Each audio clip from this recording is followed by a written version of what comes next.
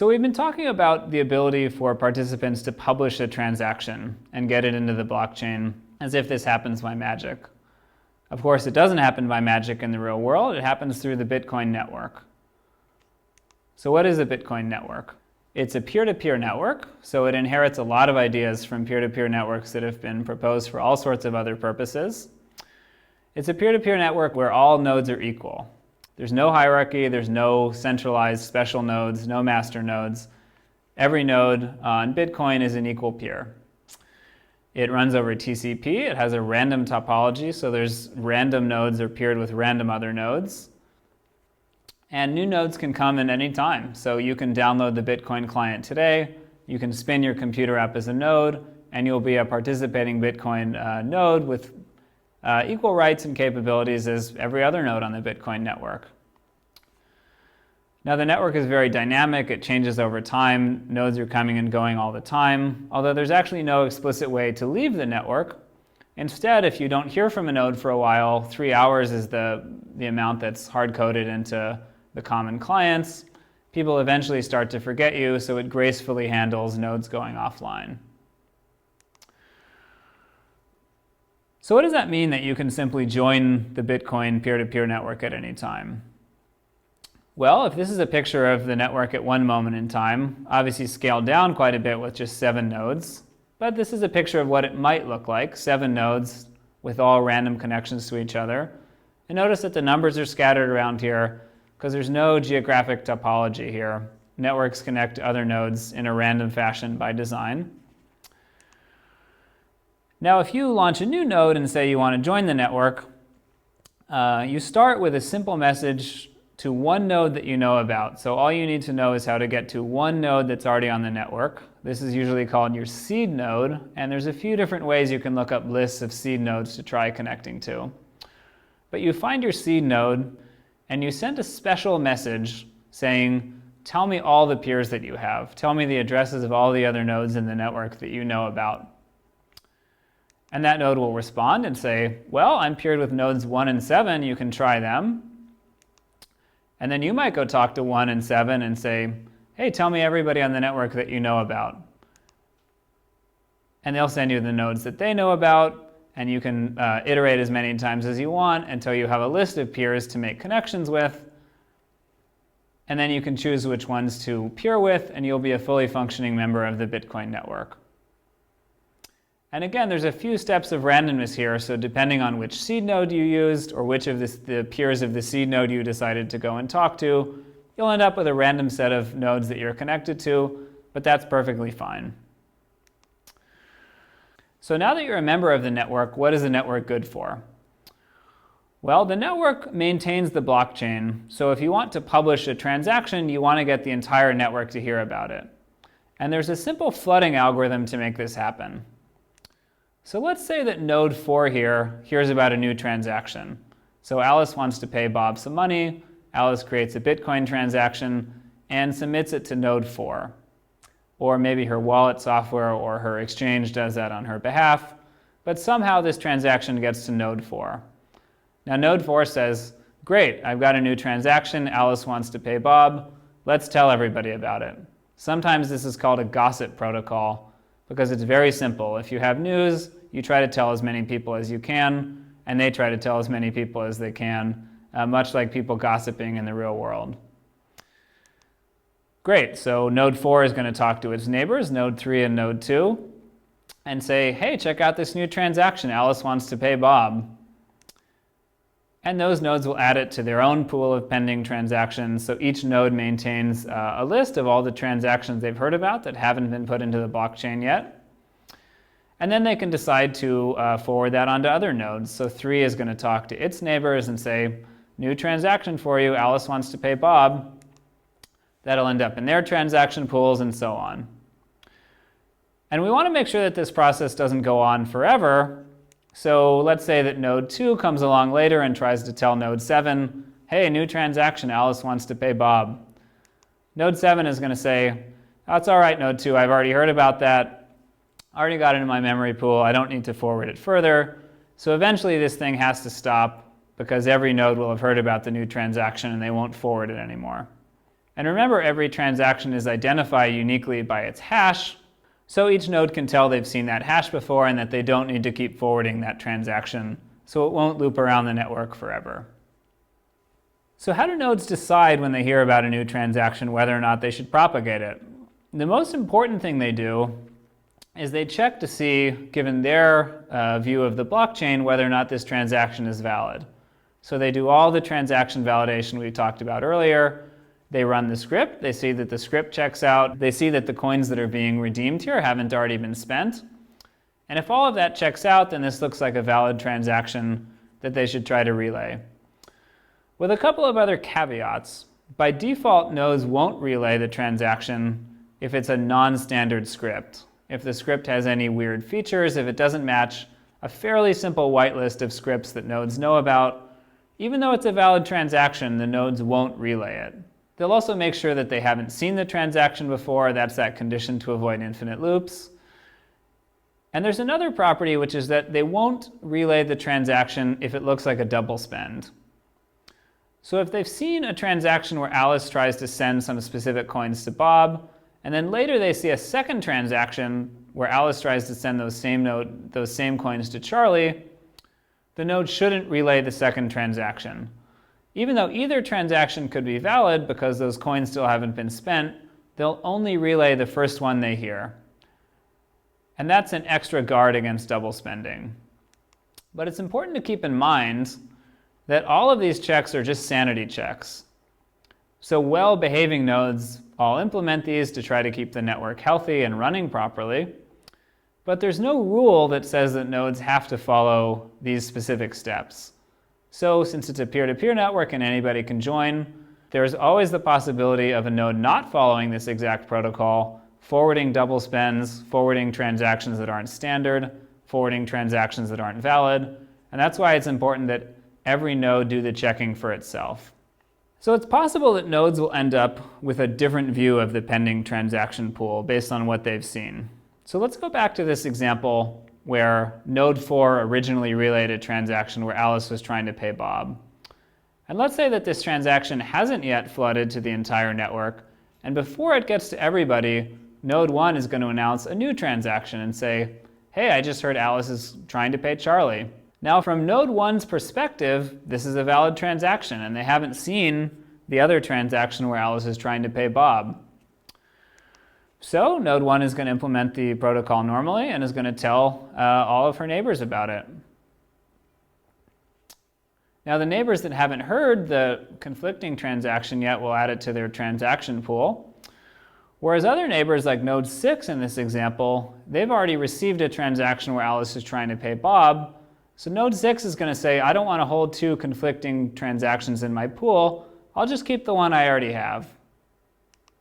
The network may end up in a divided state here, where different nodes have a different view of what the pending transaction pool is. But that's fine. These transactions haven't been published in the blockchain yet, so this is just a temporary state where nodes disagree on which transaction should be put into the next block. In practice, this is a race condition. If nodes have a different perspective on which transactions are pending or which blocks have been accepted, that's okay in a temporary state, and eventually they'll sort it out. So in the case of transactions, if different nodes have a different view of the pending transaction pool, depending on who mines the next block, they'll essentially break the tie or the race condition and decide which of those two pending transactions should end up being put permanently into a block. And once one of those two transactions has been put into a block, other nodes will see that the transaction that they're holding onto in their pool is now never going to make it into a block because it would be a double spend, and they'll just drop it. So if the transaction where Alice tried to pay Bob successfully makes it into a block first, the nodes who heard the transaction where Alice tried to pay Charlie will just say, that's not a valid transaction anymore, so I can forget it. So the default behavior is for nodes to just hang on to whatever they hear first, which means that network position matters. If two conflicting transactions or two conflicting blocks get announced at two different positions in the network, they'll both flood in opposite directions, and the nodes which end up with one transaction or the other will depend on which side of the network they started out closer to. Of course, this assumes that every miner implements this logic where they keep whatever they hear first, but there's no central authority enforcing this. So every node is free to do whatever logic they want. So if for some reason, if any node wants to, they can choose to implement any other logic they want for choosing which blocks or which transactions to forward. We'll talk about that more in our lecture on mining, why miners might want to implement some different logic other than the default. Now, I've been talking mostly about transactions here. The logic for announcing new blocks whenever miners find a new block is almost exactly the same as propagating a new transaction. So the same algorithm is used to announce new blocks around the network. It's the same flooding algorithm, the same gossip process. And in this case, instead of verifying that the transaction is valid by running a script, the nodes are going to verify that the new block is valid by computing the hash and making sure that it starts with a sufficient number of zeros to meet the difficulty target. Now, validating a block is also much more in-depth, because in addition to validating the header and seeing that the hash value is correct, nodes are asked to validate every transaction included in the block to make sure that the block contains only valid new transactions.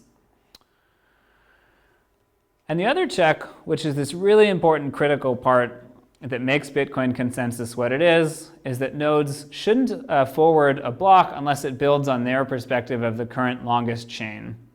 So they have a view of the blockchain, and they should only forward new blocks if they come at the very end of the chain, not at some earlier point. And this avoids forks building up. So just like with transactions, nodes can implement different logic if they want. They're free to relay blocks that aren't valid, or to relay blocks that build off of an earlier point in the blockchain. So some nodes may be trying to relay a block that doesn't extend the current longest chain, that actually builds a fork. And that's okay, the protocol is designed to withstand that. So how long does this flooding algorithm actually take? How much latency is imposed here? This is a graph showing the average time for new blocks to propagate to every node in the network. And the three lines show the 25th, the 50th, and the 75th percentile of how long it takes for a new block to reach every node in the network.